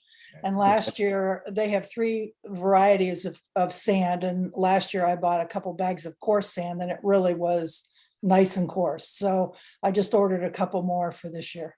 Nice. All right. Decocrete. Thank you. Thank you. Also, if you're out on the east side, Best Sand in Chardon. Best Sand in Chardon. Good. That's actually probably BEST, yeah. They've got an office that they'll sell bags out of. great. Thank you. Anybody have a source on raised bed dirt and who to get it from besides Brumick? I'm changing to like raised beds. I got some dirt this year from Tilth. Remember that guy that came from Rust Belt Riders and talked to our group a few years ago? He had those rubber boots on and brought, they collect composting from around Cleveland, and they have a big facility down, I think it's around Rockwell in Cleveland. Anyway, I went down there this year. They have sprouting mix, they have raised bed mix, they have which I think and their regular compost is just called Tilth. It's just compost. Yeah, I used them last year, but it's cost prohibitive to put them in a 64-foot raised bed. Right. I spent about $100. That was my budget on compost and soil. I thought I'd give it a try and see how it worked out. Yeah, I mean, I had nice gardens last year. I used their compost. So I think what you have to do when you're trying to buy soil in quantity like that, I really think it's important to, check out every source you can that says they're selling quote unquote topsoil, and then ask them if they've had any kind of soil test analysis of what their product does. The ones that are more serious about it will probably be able to give you a printout. You can also, do the smell and the hand test and just look at the stuff. But man, I'm telling you, people are taking clay and they're grinding it up, and they're putting, I don't want to say dyes in it, but they're putting stuff in it to make it look darker. And you can really get some trashy stuff sold as topsoil. For years, I've always said, looking at 10 to 20 years, depending on how aggressive you are to build soil, if you can find somebody who's already built it, sometimes the investment is worthwhile depending on how old you are. Now, Jess, you're young enough that you've got some 20-year periods to build, but some of the people out there may not have that much time. At this rate, I'm going to need a new house for this habit. You need a farm. I do, yes. It's out What of about hand. that place in Hartville? Does anybody know what they have? Earth Organics. No, Yeah, it was Ohio they don't. something. I don't think they sell soil. They sell all the amendments. You know, I buy a lot of stuff out there. Randy turned me on to that place. That place is just absolutely wonderful. You know, I mean, They do sell a soil in bags. yeah, it's in bags though. But I mean, for when you're doing raised beds like that, you're going to want to get yards delivered, you know? Yeah. I think it's worth the drive just to see the dark fields next to it with all in the muck farms. Yeah. It is. It is. Yeah, it's Ohio Earth. Ohio Earth, yes. Yes, I did have good luck with compost from Lowe's Greenhouse in Bainbridge, and it was, I don't know, $30 a yard or something. So it sure wasn't cheap, but you know, it was good stuff. Yeah, that's around what Brimmick is charging. I think they want 47 a yard. Oh, really? Yeah. Yeah. Prices are up. Thanks. It's not as expensive as you think when you consider the time factor, if it's good. I mean, there's no sense paying $50 a yard for junk, you know, but you know, or the other thing that, you know, I wouldn't hesitate to do if I was considering buying like 10 yards at $50 a yard is I would take a sample myself and send it to a lab and say, how is this stuff? You know, what's in it and how does it do? Because that's a big investment, you know. Yeah. Ron, what about the lasagna idea? Would that save her some money? Well, Less soil and the more only weeds? the only issue with that is that it takes you know, kind of a year at a time. It's something that you start layering and then just kind of keep doing it every year. Is, you know, I think it builds up. You know, I guess I envy Tony and his composting procedure, which I guess I don't have the patience to do. But layering, you know, leaves and grass in your rows builds up over the years, and it you know, it becomes high in organic content. So yeah, I think it's worth doing that if you're patient. Rob Lloyd asked about the place closer to Cleveland for the compost. Rob, are you interested in the tilth comment that Pat Sadataki made? Yeah, I'll put it in the chat. Okay, thank you. Also, I have a quick question. I need to drop my pH down about a 0.5 to be ideal. And is there a way I can do that before the growing season this year? Or should I put some sulfur in at the end of last year, but I don't think I did enough. The sulfur additions need to go in. Oh, I think after maybe we're going to wrap this up. Okay. After the soil is warm, Pat. So at least that's what I understood from what I read. I can, I don't know whether I can easily find that reference or not. If I do find it, I'll send it to you. But the bottom line was you have to wait until it's warmed up. Now I've done that in the spring in the past, you know, like largely just before I plant, and felt like it did have a positive effect in bringing down my pH. Okay, thanks. Just one more comment on soil amendments. It used to be that the city of Westlake had leaf mold for sale. It used to be like $10 a yard, and that's a wonderful amendment. I mean, you're not going to be able to just throw it in a raised bed, but I mean, it would be something that you could add to, say, less than ideal topsoil that you could get at a better price. Okay. I mean, Nick's not paying attention, so I'll just probably buy something more expensive, right? Oh, if he's not paying attention, just go for it. Life is short. He has a shovel and a wheelbarrow. That's all you need. Basically, yes. Okay, wonderful questions. Any other questions on dahlias? Hey, Jerry, how's your rain barrel project going? Just kind of That's not getting a dahlia. started. I want to go down to, So what about Dahlias? And he's asking about the rain barrel. Well, it's for probably. just want to go down and see Rob's rain barrels, but the situation now is I think we need a pressure pump connected to rain barrels. So it's ongoing project. Gravity feed's not gonna be good enough. Sorry? Gravity No, feed won't work. not the way it is. There are 3 beds that are about 4 feet by 20, 25 feet long, and they're parallel to each other.